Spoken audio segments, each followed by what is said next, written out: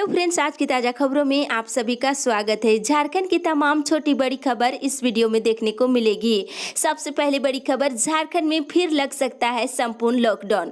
Corona संक्रमण ने बढ़ाई परेशानी। एक बड़ी खबर की कोरोना वायरस के बढ़ते संक्रमण को देखते हुए राज्य में एक बार फिर से संपूर्ण लॉकडाउन लग सकता है। बुधवार को दिन भर इस मुद्दे को लेकर विभागों में चर्चा होती रही और सरकार के स्तर पर सभी जिलों के उपायुक्तों से इस संबंध में फीडबैक मांगा गया है कि वहां की वर्तमान हालात कैसी है। साथ ही फीडबैक मिलते ही तथ्यों की समीक्षा की जाएगी। इसके बाद ही संपूर्ण लॉकडाउन पर ठोस निर्णय लिया जाएगा। अब स्थिति ये है कि मंत्री, विधायक और पुलिस कर्मियों से लेकर के आम आदमी तक तेजी से कोरोना का संक्रमण फैलता जा रहा है और बढ़ते संक्रमण ने सरकार की परेशानी बढ़ा दी है और स्वयं मुख्यमंत्री हेमंत सोरेन होम क्वारंटाइन में है और विभागों में कोरोना वायरस का खौफ देखने को मिल रहा है। साथ ही आपको बता दें, बिहार और उत्तर प्रदेश में एक बार फिर से संपूर्ण लॉकडाउन लगा दिया गया है। इसके साथ अगली बड़ी खबर, झारखंड में 31 जुलाई तक स्कूलों में दाखिला नहीं होगी, न ही आएंगे शिक्षक और न छात्र। एक बड़ी खबर की झारखंड में 31 जुलाई तक किसी भी स्कूल कॉलेज में ऑफलाइन नामांकन नहीं होगा। केंद्रीय मानव संसाधन मंत्रालय ने स्कूलों में किसी भी काम के लिए शिक्षक, छात्र छात्राएं और कर्मचारियों के आने पर पाबंदी लगा दी है। संक्रमण के बढ़ते मामले पर केंद्रीय मानव संसाधन मंत्रालय के स्कूली शिक्षा साक्षरता विभाग के सचिव अनीता करवल ने मुख्य सचिव सुखदेव सिंह को इस बाबत पत्र लिखकर निर्देश दिया है। तो स्कूली शिक्षा और साक्षरता विभाग के निर्देश पर स्कूल, कॉलेज और शैक्षणिक संस्थानों के शिक्षक और कर्मचारी 31 जुलाई तक संस्थान नहीं आएंगे, वे घर से ही काम करेंगे। एक साथ अगली बड़ी खबर, 7 दिनों के अंदर आएगा इंटर का रिजल्ट। एक बड़ी खबर की जैक मैट्रिक के बाद अब इंटर का रिजल्ट निकालने की तैयारी में है। जैक ने इंटर साइंस और कॉमर्स का मूल्यांकन कार्य पूरा कर लिया है। साथ ही इन दोनों संकायों का रिजल्ट भी तैयार कर लिया है। जैक के अनुसार इंटर का रिजल्ट अगले 7 दिनों के अंदर जारी कर दिया जाएगा।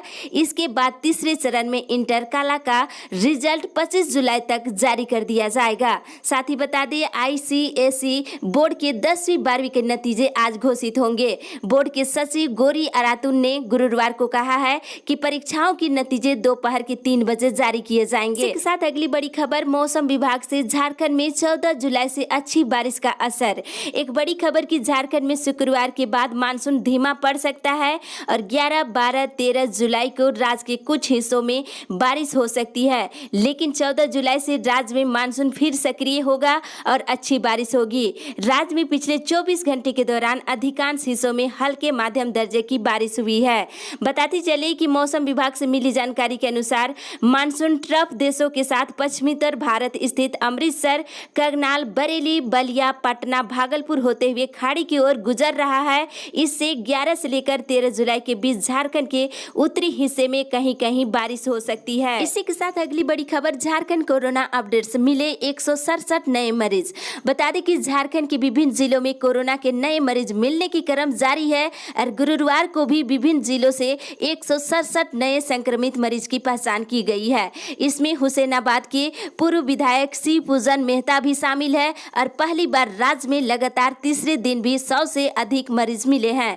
साथ ही बता दें, मिले मरीजों में से बोकारो से 26, रांची से 22, पूर्वी सिंहभूम से 20, कोडरमा से 16, चतरा से 15, लातेहार से 11, हजारीबाग से 10, पलामू से 7, लोहरदगा, गिरिडीह, रामगढ़ से 6 मरीज मिले हैं। साथ ही सिमडेगा, देवघर में 5, धनबाद, साहिबगंज से 4, गोड्डा, गुमला से 2 मरीज और जामताड़ा, पलामू से 1 नए संक्रमित मरीज की पहचान की गई है। साथ ही बता दें, इधर लातेहार में मिले नए संक्रमित मरीजों में से 10 सीआरपीएफ के जवान और 1 पदाधिकारी शामिल है। इस तरह से राज्य में लगातार कोरोना मरीजों की संख्या बढ़ रही है और कुल मरीजों की संख्या राज्य में देखा जाए 3359 हो गई है और कोरोना से मरने वालों की संख्या 23 हो गई है। अगली बड़ी खबर, 65,000 पारा शिक्षकों की मई महीने का मानदेय जारी।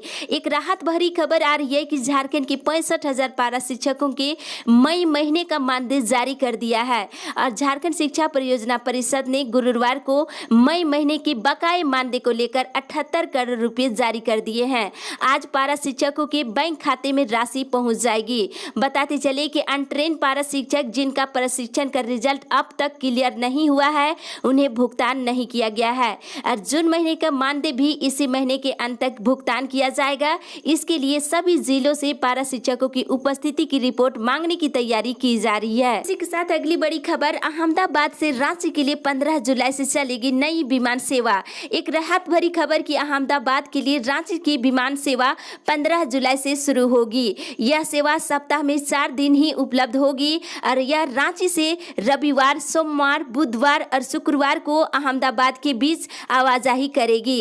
कोरोना संक्रमण के दौर में झारखंड से गुजरात लौटने वाले प्रवासी मजदूरों की संभावना को लेकर यह सेवा शुरू की जा रही है। इसी के साथ अगली बड़ी खबर, 2 लाख से अधिक प्रवासी मजदूर मनरेगा से जुड़े। एक बड़ी खबर की राज्य में प्रवासी मजदूरों को मनरेगा के तहत रोजगार मिलना शुरू हो गया है और प्रवासी मजदूरों की मनरेगा से जुड़ने की संख्या हर दिन बढ़ रही है।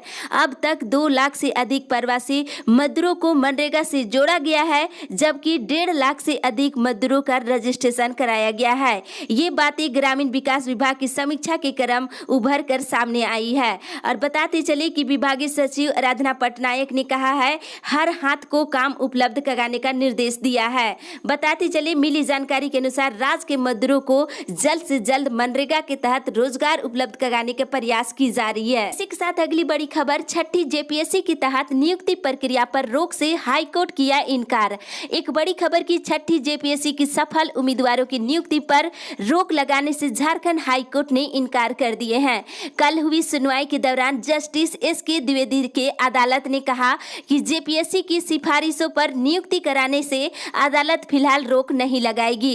इस मामले पर विस्तृत सुनवाई के लिए 5 अगस्त की तिथि निर्धारित की गई है। इसी के साथ अगली बड़ी खबर, कर्मचारियों की मांगों पर कार्रवाई के लिए लिखा गया पीत पत्र। एक बड़ी खबर की झारखंड राज्य अराजपत्रित कर्मचारी महासंघ के द्वारा कर्मचारियों की 21 सूत्री मांगों पर कार्रवाई के लिए मुख्यमंत्री की प्रधान सचिव ने कार्मिक प्रशासनिक सुधार और राजभाषा विभाग की प्रधान सचिव को पीत पत्र लिखा है।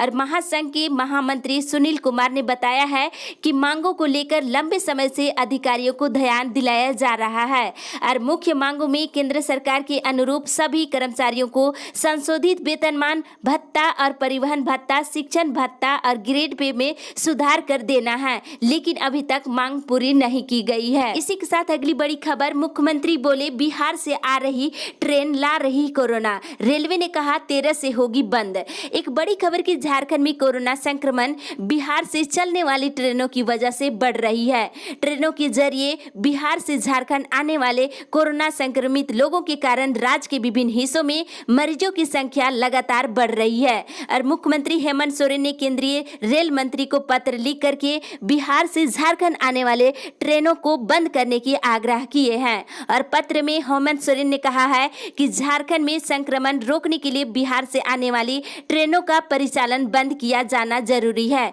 वहीं दूसरी ओर रेल मंत्रालय ने मुख्यमंत्री की आग्रह मानते हुए बिहार से ट्रेनों का परिचालन बंद करने का फैसला किया है। आपको बता दें कि 13 जुलाई से बिहार से झारखंड के लिए चलने वाली दोनों ट्रेन का परिचालन बंद कर दिया जाएगा। और रेल मंत्रालय ने इस संबंध में आदेश जारी कर दिया है। अगले आदेश तक बिहार से झारखंड के लिए कोई ट्रेन नहीं चलेगी। इसी के साथ अगली बड़ी खबर, बढ़ते संक्रमण से कई जिलों में बढ़ी सख्ती। बता दें झारखंड में कोरोना के मामले बढ़ते जा रहे हैं और इसे देखते हुए प्रभावित जिलों में अब सख्ती बढ़ाई जा रही है। साथ ही धारा 144 लागू की जा रही है। रामगढ़, हजारीबाग, पलामू और जमशेदपुर में इसे और सख्त करने का निर्देश दिए गए हैं। बता दें कि अन्य राज्यों से झारखंड में प्रवेश के लिए पास अनिवार्य किया गया है और बिना पास के राज्य में प्रवेश की अनुमति नहीं दी गई है। और मुख्य सचिव सुखदेव सिंह ने उपायुक्तों से सीमा पर सुरक्षा बल बढ़ाने के साथ पास के किसी को भी राज्य में प्रवेश की अनुमति नहीं देने का निर्देश दिए हैं। इसके साथ अगली बड़ी खबर, अबू धाबी में फंसे झारखंड के मजदूर लगा रहे गुहार।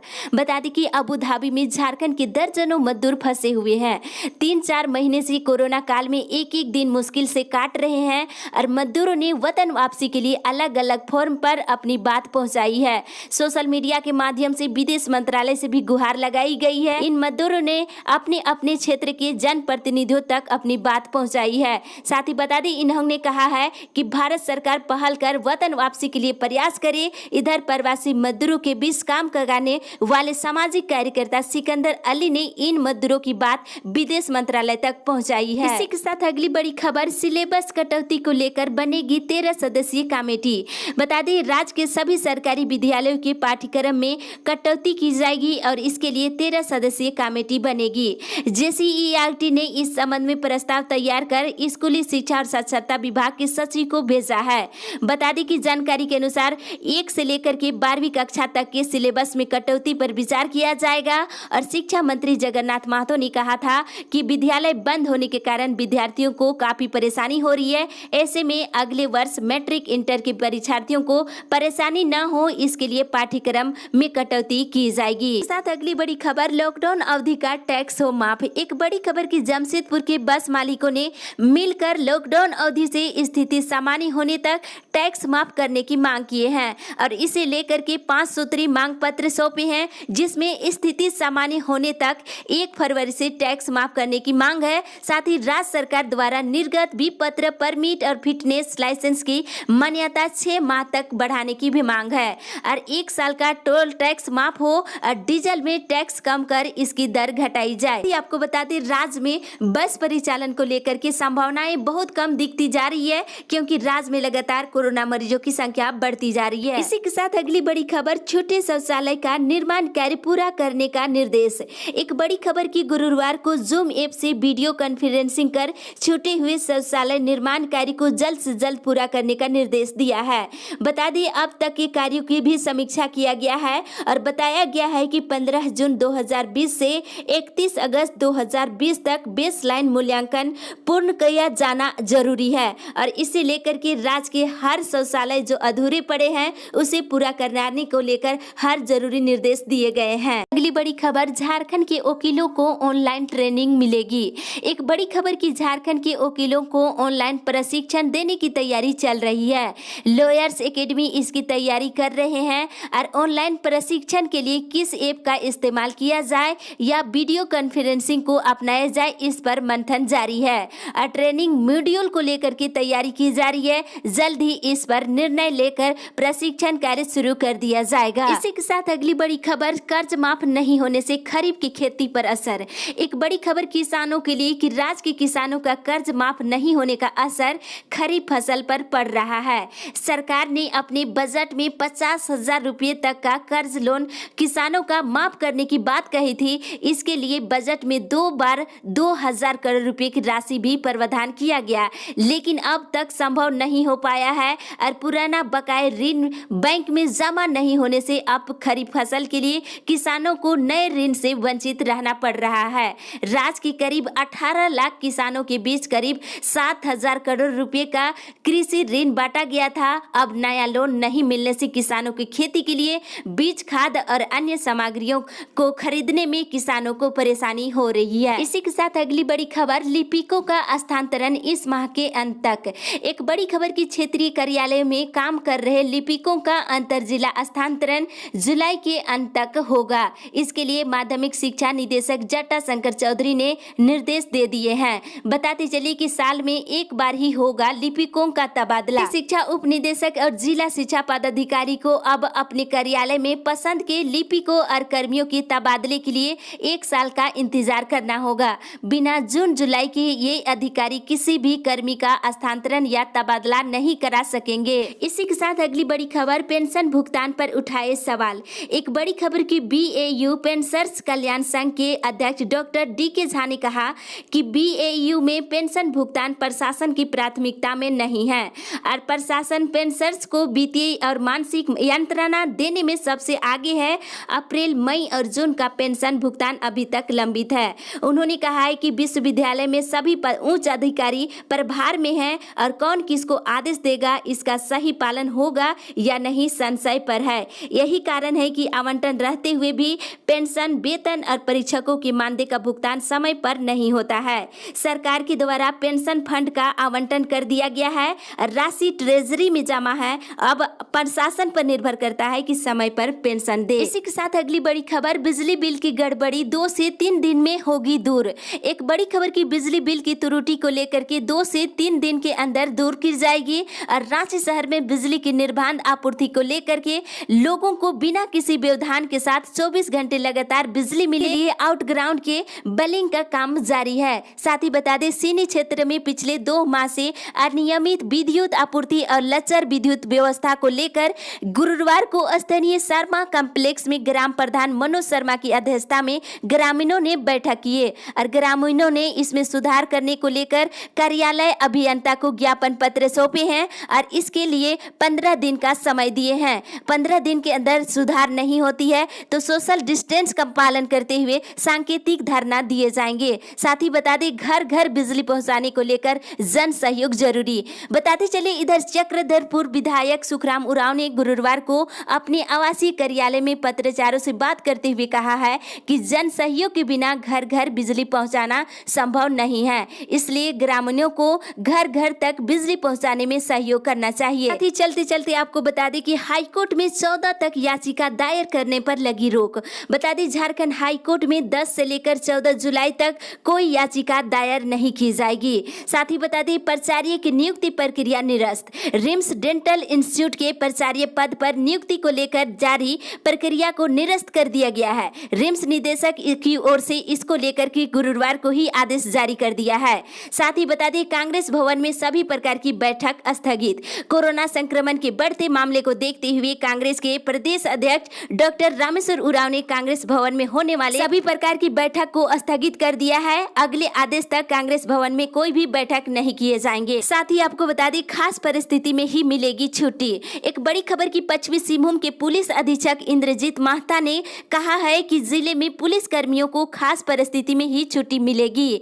छुट्टी की असाधारण परिस्थिति में ही स्वीकृति करने का निर्देश सभी थाना प्रभारियों को दिया गया है। साथ ही बता दें सेविका बच्चों और गर्भवती माताओं की करेगी जांच। एक बड़ी खबर की कोरोना के कारण आंगनबाड़ी केंद्रों के बंद होने के कारण 0 से लेकर के 5 वर्ष के बच्चों और गर्भवती महिलाओं के बीच कुपोषण की खतरा मंडरा रही है।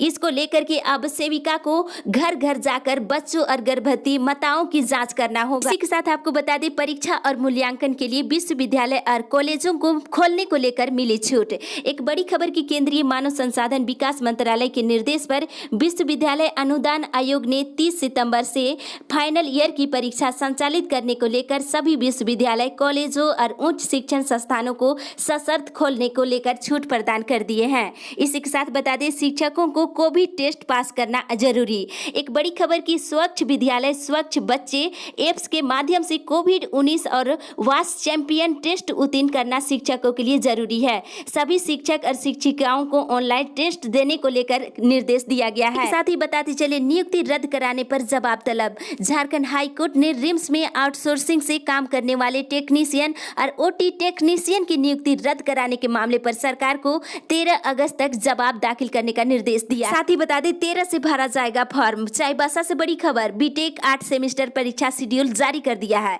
अधिक जानकारी के लिए वेबसाइट लॉगिन कर चेक कर ले। इस अपडेट में बस इतना ही। आगे की खबर के लिए आप हमारे साथ बने रहे।